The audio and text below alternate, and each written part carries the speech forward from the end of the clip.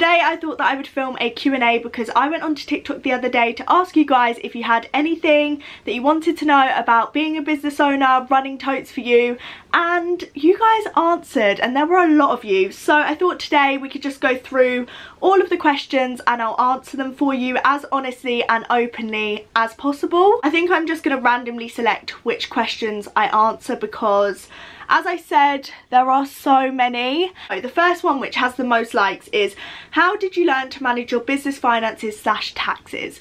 Now, I would definitely say this is one of the parts of owning a business that I found a lot harder. I'm not really into finance. I've got no background in that. I wasn't really that good at maths. Like, I have basic knowledge, but in school I wasn't the best at maths either, and basically it was down to a lot of trial and error. So as soon as I knew that I was going to have to put a tax return in to the government, HMRC, I got myself some accountants because I heard from a lot of different people, I got advice from a lot of different people, and everybody said an accountant is an investment worth making. So I decided that it was an investment that I would make, and let me tell you, they have made my job a lot easier, but accountants are expensive. I would say they're worth the expense because I don't personally want the stress of trying to do my accounts and trying to get them all correct. But I would also say it's a lot of trial and error because I still do all of my bookkeeping, I still have to get the VAT receipts,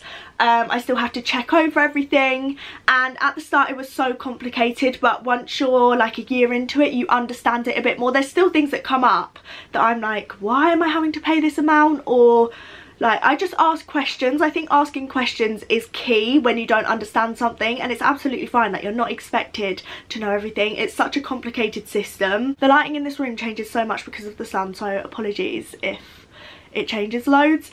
Does managing the business get easier over time or more complicated as things progress? I would definitely say it gets more complicated as things progress. There are certain things that become easier, of course, as you do them more. For example, like answering customer emails becomes a lot easier once you've done it a lot of times. Packaging orders becomes a lot faster when you've done it a lot of times, but it does become a whole lot more complicated. For example, I had to become VAT registered when I started earning more money. There were just a lot of things that I had to do that made it a lot more complicated. When you've got more orders to send out, again, makes it harder. So I definitely say it becomes more complicated. You're trying to balance a lot more of your time. At the start I wasn't really having to like worry about how I was scheduling my time. Now I have to make sure that I'm doing everything and have to like fit it into my week. So that'll be like emails, brand collaborations, packing orders, designing new products. What else? Like general admin, so taxes, bookkeeping. There is just a lot that goes on in my brain on a day-to-day basis now. Where did you first start selling your products when you started out? So I first started selling on Depop. A lot of you guys will know this, that I started on Depop around 2 months, a month and a half before I created my website, and because the sales were going well, I decided to create the website, which is what you know now, totesforyou.com.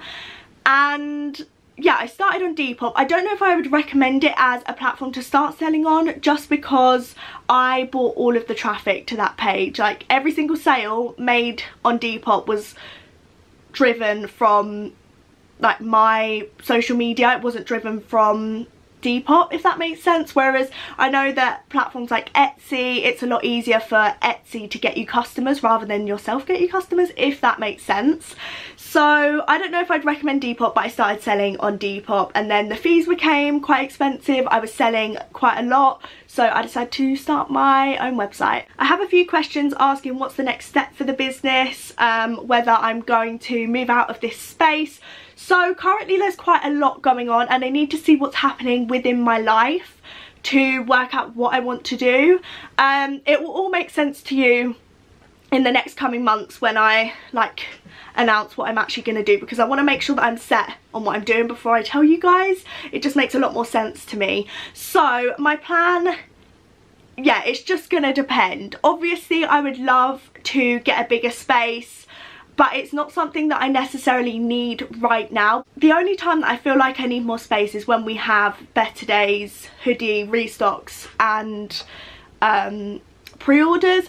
but they sell out so quickly that it doesn't even seem worth it. So we'll have like 500 hoodies in the house or in the studio space to ship out, but they'll be shipped within 4 days. So I don't really need the space that badly.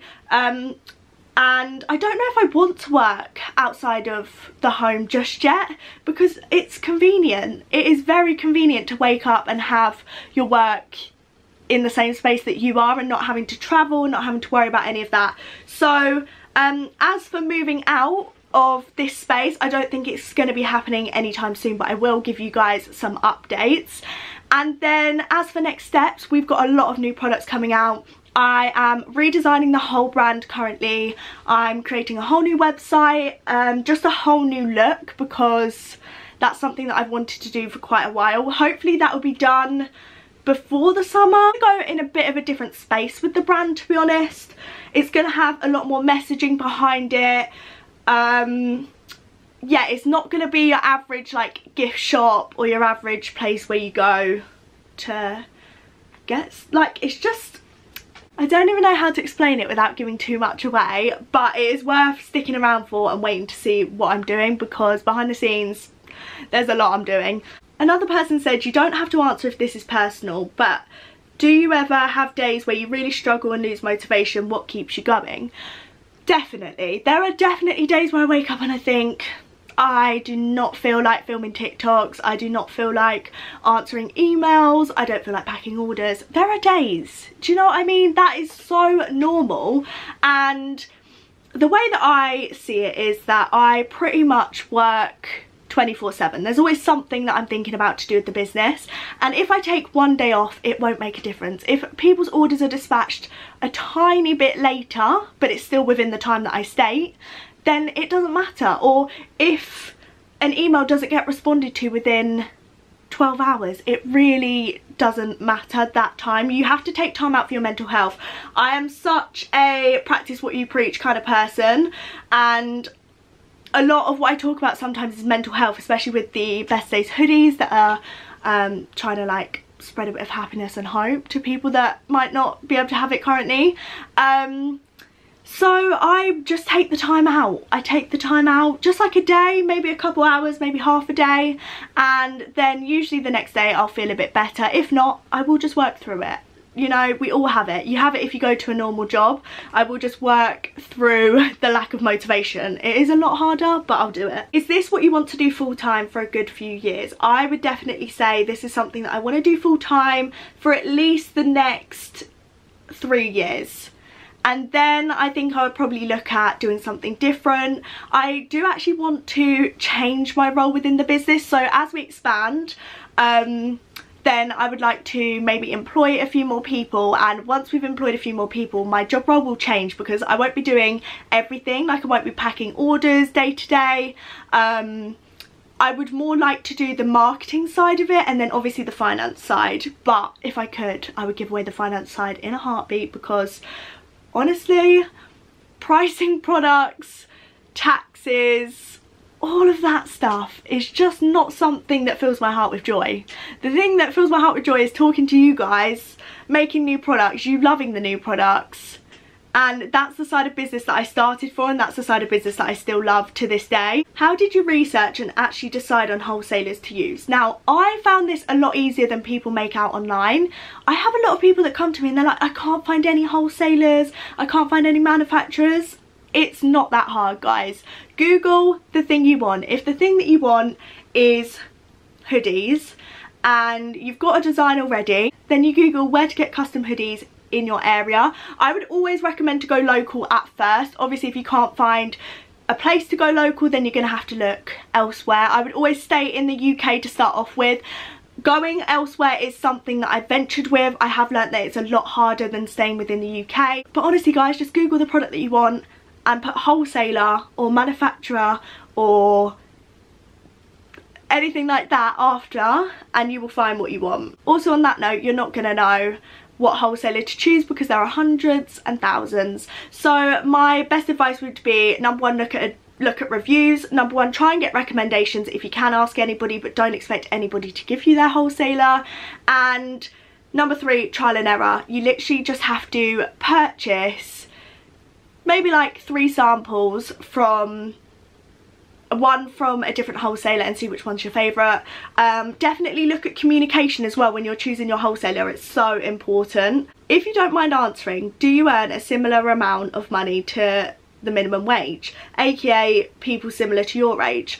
So this is a difficult one because the way that I pay myself is a bit different to how you would pay yourself normally. Obviously I have the business, which is Totes For You Limited, and that pays me as Maisie, whereas before, the financial year before, I was just self-employed as me. There wasn't actually a limited company. So the year before, which the whole financial year is gone, so I can talk about it, I earn quite, I don't know how to explain this because I want to be open about this sort of stuff, but also I don't want to seem like I'm bragging, and I feel like there's just a fine line. So I'm not going to state my exact finances because that is just, people don't do that on a day-to-day. I earn more than the average person in the UK does at around 30. Let me actually Google, what does the average person earn? I've just Googled quickly because I don't really know, because I'm not too knowledgeable about like salaries and stuff like that of different jobs. I just Googled how much does the average 40-year-old make in the UK, and I made over what the average 40-year-old makes, if that makes sense. So to answer your question, last year I was earning over minimum wage. This year is a slightly different, as I said, because my finances are working a bit different because I get paid by the company and then I'll give myself dividends, which is a whole other thing to talk about. I'm not going to go into that now, but it's slightly different. The answer to your question is that I earn enough to live, and I'm earning pretty good for my age as well currently. Obviously everything can change, money goes up and down, especially when you're self-employed.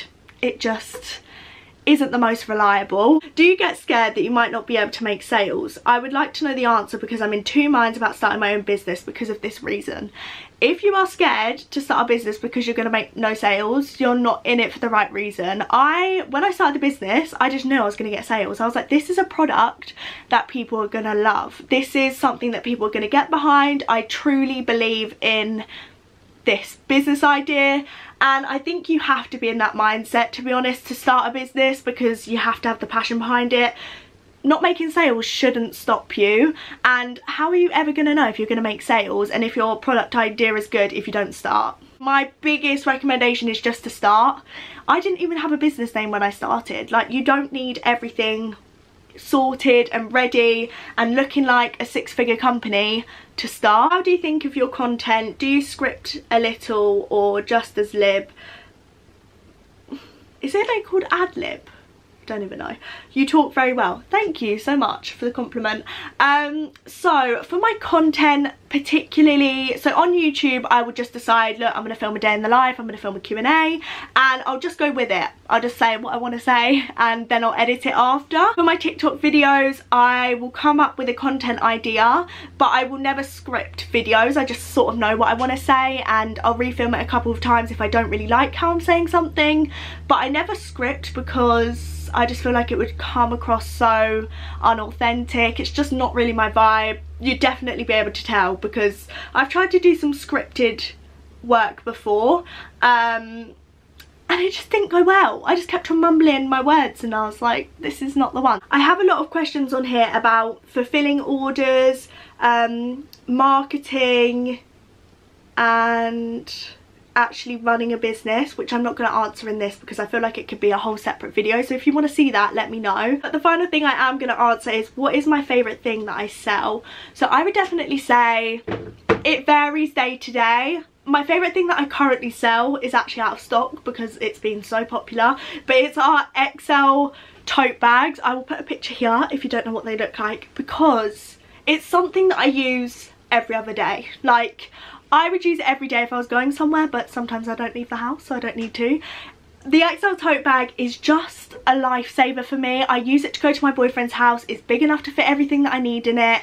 And I haven't personally seen a tote bag that can fit as much stuff as that tote bag fits in it and is affordable and is cute. So that's currently my favourite product. Obviously I love the Best Days hoodies, and I am so excited for the new products that are coming because I'm currently designing them, currently getting the samples. It's taking a lot longer than I thought. The whole process is long, guys, but I'm super excited for what is to come as well. If you guys would like a part 2 or there's any questions that I haven't answered, pop them down below or let me know that you want me to film another one, and I'll be sure to do it because I just love chatting to you guys and discussing all things Totes For You, all things running a business.